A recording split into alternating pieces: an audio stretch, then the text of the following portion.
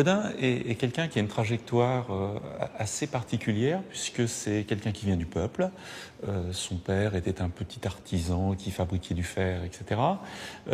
Gaudin a fait le tour de France très rapidement avec son cousin, et il a touché du doigt la misère ouvrière et ce qu'on appelait à l'époque la question sociale. Et donc Gaudin s'est juré d'essayer de trouver des solutions pour le monde ouvrier. Il a réussi en tant que chef d'entreprise. Il a fabriqué des fourneaux, des appareils domestiques, de cuisson, etc. Il est devenu d'ailleurs un des leaders mondiaux sur son segment de marché. Et grâce à cette réussite exceptionnelle, il a voulu imaginer des solutions pour ces ouvriers, non pas simplement les enrichir, mais il voulait fournir des solutions sociales, des équivalences sociales à la richesse. Sensible aux idées socialistes qui se développent au milieu du XIXe siècle, Jean-Baptiste André Gaudin s'intéresse particulièrement à celle du philosophe Charles Fourier et à son phalanstère, projet jamais réalisé d'un habitat unitaire. Il y a un paradoxe chez Gaudin et peut-être dans l'ensemble de la pensée socialiste du XIXe siècle, c'est que Fourier le premier et Gaudin à sa suite sont couramment rangés dans la catégorie des utopistes et des utopistes sociaux. Or, ni l'un ni l'autre, ni Fourier ni Gaudin, ne revendiquent ce terme d'utopie. Les rares fois où Fourier lui-même l'utilise, c'est pour dire qu'on a affaire à des doux rêveurs, et Gaudin lui-même également ne se considère pas comme un utopiste. Pourquoi ? Tout simplement parce que l'un et l'autre veulent changer le monde ici et maintenant. Gaudin veut travailler sur le corps social pour en transformer la morphologie et changer complètement la société industrielle. Donc on est dans le concret et non pas dans l'utopie. En 1859, l'ingénieur Gaudin se fait architecte et dessine lui-même les plans de ce qu'il nomme le familistère. Gaudin en est sûr. La réforme sociale passe par la réforme de l'habitat. Le souci d'hygiène, de confort et de bien-être pour ses ouvriers guide Gaudin dans sa conception.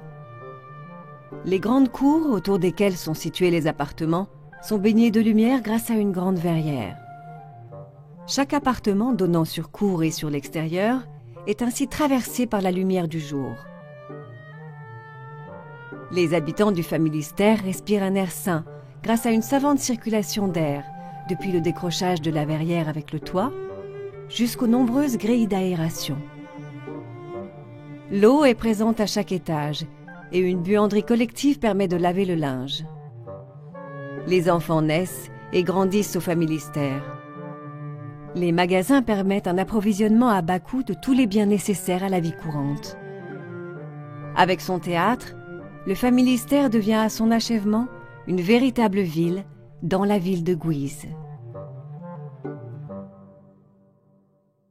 Gaudin a mis l'accent véritablement sur les bénéfices de la communauté de vie au service de la résolution de la question sociale.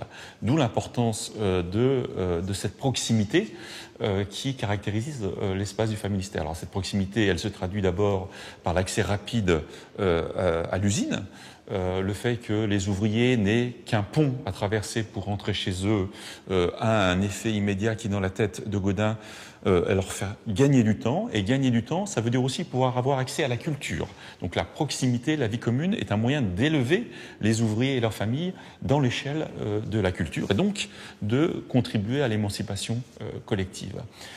Fabriquer un espace commun comme celui du familistère, cela permet aussi à des familles de rangs sociaux différents de vivre ensemble et les responsables du familistère, les directeurs du familistère vivaient au sein du familistère et ils pouvaient donner l'exemple dans la façon de vivre comme il faut. Et puis, bien sûr, cela crée de l'entre-soi, de la communauté, ce qui est un moyen, bien évidemment, de combattre l'individualisme et les dégâts de la révolution industrielle.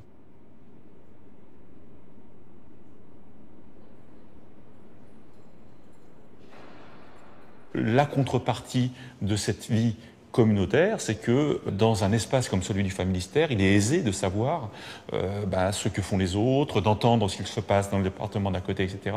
Et Zola, qui est venu visiter de manière anonyme le Familistère, comparait le Familistère à une espèce de prison de verre, puisqu'on y voyait quasiment de façon transparente ce que les uns et les autres faisaient.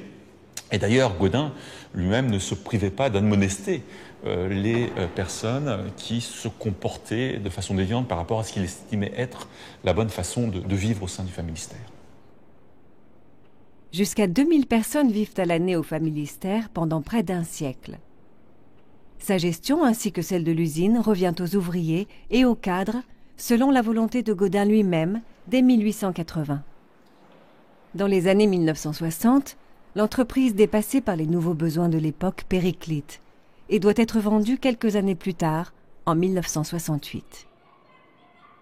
Aujourd'hui, entre musée et habitation, le Familistère reste le témoin d'une expérimentation sociale unique, au regard de son ampleur et de sa longévité.